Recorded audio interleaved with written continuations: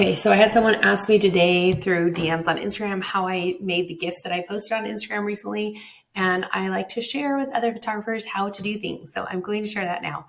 The first thing you're going to want to do is you're going to open your Photoshop. Well, actually, the very first thing I do is I choose my images and I put them in a folder on my desktop so they're easy to find. I usually download them from websites from my galleries just to make sure that they're smaller, they're easier to deal with. You want to pick 5 to 8 images in a row that work. And when you're shooting, you want to go in continuous bursts for these so that they show all the moments.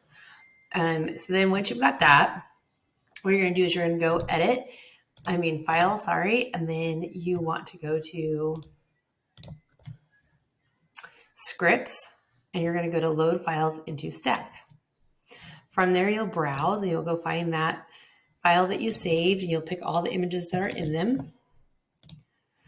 And then I hit this attempt to automatically align. It's not perfect, but it helps. And do not click this one.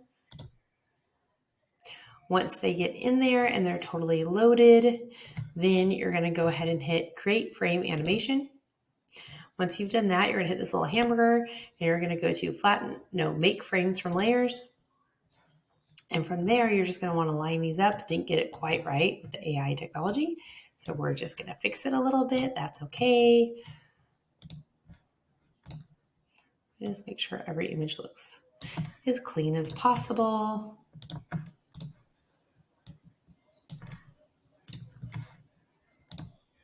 These ones lined up pretty well. And then you're going to select all your images at once. You're going to click this little arrow.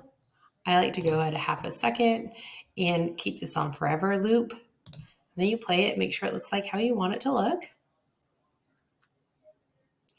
Once you have the files how you want them, then you go up to File again and you go to Export. And you're going to want to save for Web Legacy. Make sure this is hit on GIF, and I like to keep it at 120 just to keep it nice. And I like to keep the sRGB, and then hit save, and then just make sure it's going to a file where you can find it. I just have to go back where I took it from, and I'm going to label it something that I can find it again.